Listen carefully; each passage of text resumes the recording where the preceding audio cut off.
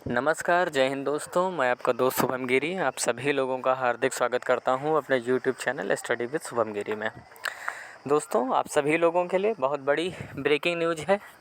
अगर ध्यान दें तो दोपहर के लगभग 3 बजे के बाद से सभी को जो मेल आने स्टार्ट हो चुके हैं और उनमें ख़ास बात है कि आज जितने भी दोस्तों मेल आए हैं वो सभी के सभी रिजेक्शन के मेल आए हैं। ऐसे मेल नहीं आए कि किसी को अपॉइंटमेंट लेटर मेल के माध्यम से दे दिया गया हो, जो अभी तक न्यूज़ मिली है। किसी को आया हो तो ज़रूर कमेंट करके बताइएगा, मगर मेरे पास जितने भी न्यूज़ आई है उसमें सभी लोग ऐसे हैं जिसमें उनको रिजेक्ट किया गया है। ठीक है, अब रिजेक्शन के दोस्तों बहुत सारे कारण हैं। मुख्य रूप से देखा जाए तो रिजेक्शन के जो कारण आए हैं, एक तो जो डिसेबिलिटी वाले हैं यानी जो PWD कैंडिडेट हैं उनको रिजेक्ट किया गया है। नंबर 2 पे ऐसे कैंडिडेट हैं जिन्होंने OBC EWS यानी जो अपना कैटेगरी सर्टिफिकेट है वो सबमिट नहीं किया, इस आधार पर उनको रिजेक्ट कर दिया गया।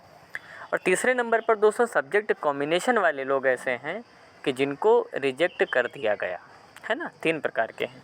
और चौथे नंबर पर आते हैं हमारे कट ऑफ डेट वाले, मगर अभी तक जितना मेरी जानकारी में है कट ऑफ डेट वाला ऐसा कोई भी हमारा भाई बहन नहीं हमको मिला है जिसको कट ऑफ डेट के आधार पर रिजेक्ट किया गया हो। ठीक है, तो इसके ऊपर भी हम बात करेंगे।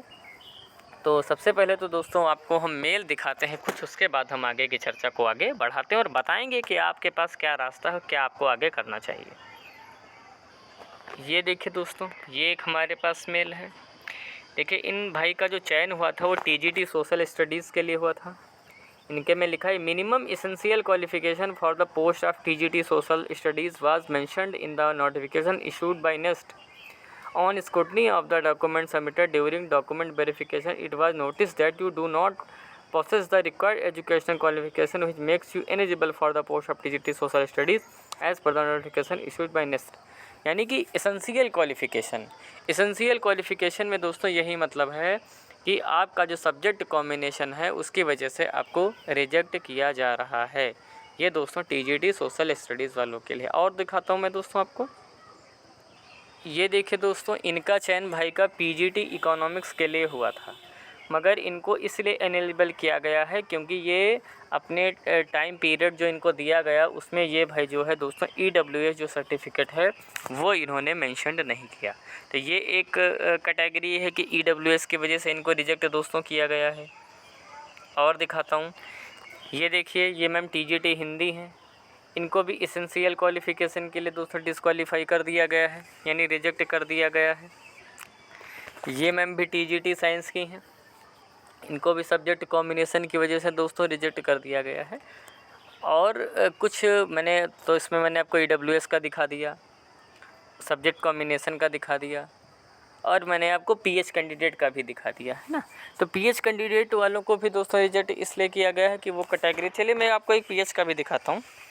ये देखिए दोस्तों, इसमें आप पढ़ेंगे कि on examination of the document submitted by you during the document verification it was notice that your disability is not under the category as listed in the notification of NEST which make you ineligible for the post of TGT PT male as per the notification। यानी कि इनको इसलिए दोस्तों हटाया गया है मतलब कि जॉब से, क्योंकि इनका जो कैटेगरी सर्टिफिकेट है वो मेंशन्ड नहीं है, इनकी जो कैटेगरी वो मेंशन नहीं है इस आधार पर। तो ये 3 टाइप मैंने आपको दिखाए जिसमें इन्होंने कैटेगरी के आधार पर हटाया है, नंबर 1। दूसरे नंबर पर इन्होंने आपको PH कैंडिडेट वालों को हटाया है। तीसरे नंबर पर सब्जेक्ट कॉम्बिनेशन वालों को हटाया है। तो अब मुद्दा ये बनता है कि रास्ता क्या है। तो चलिए मैं आपको रास्ता बताता हूँ, तीनों लोगों को मैं रास्ता बताता हूँ। देखिए दोस्तों, अगर आपका सब्जेक्ट कॉम्बिनेशन है और आपको लगता है कि नहीं हमारे जो सब्जेक्ट कॉम्बिनेशन है वो बिल्कुल सही है और इन्होंने हमको गलत तरीके से हटा दिया है, तो आप सबसे पहले क्या करें दोस्तों, अपॉइंटमेंट लेटर लें, नेक्स्ट में कमिश्नर से जाकर के मिलें। अगर वो मान रहे हैं तो ठीक है, अन्यथा आप दोस्तों जितने भी आपकी प्रॉब्लम वाले लोग हैं उनके साथ मिल करके दोस्तों आप लोग कोर्ट केस कर सकते हैं। ठीक है, क्योंकि कोर्ट ही रास्ता है, न्यायपालिका हमारी सर्वोपरि है, वो आपके साथ अन्याय नहीं होने देंगी।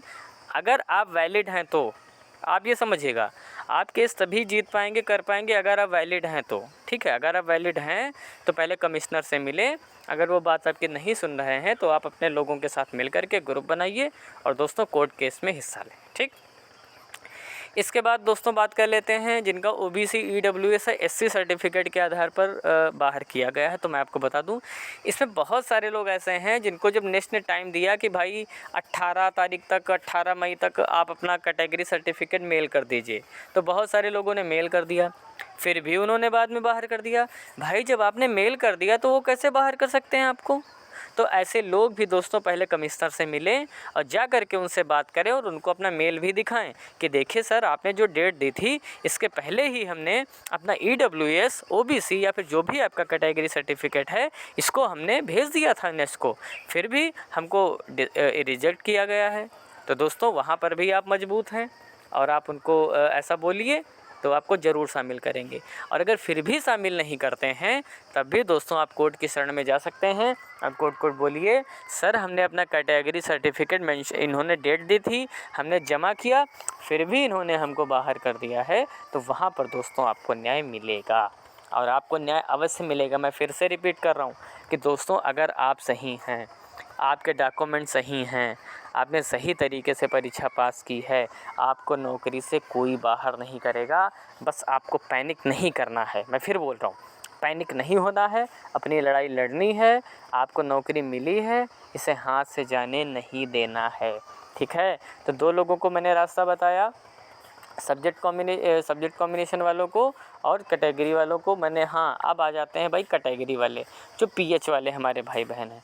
देखिए जितने भी मेरे PH के कैंडिडेट हैं दोस्तों, आप लोग घबराइए नहीं, मैं फिर बोल रहा हूँ, आप लोग भी क्या करें, पहले कॉल करिए, टोकन नंबर लीजिए और कमिश्नर से जा कर के मिलिए और बोलिए कि सर हमारा जो, और अपना कैटेगरी सर्टिफिकेट दिखाइए जिस भी आप डिसेबिलिटी कैटेगरी में है, और बोलिए कि सर हमारा सब कुछ वैलिड है, ठीक है, फिर भी इन्होंने हमको बाहर कर दिया है ना। बहुत सारे लोग हैं।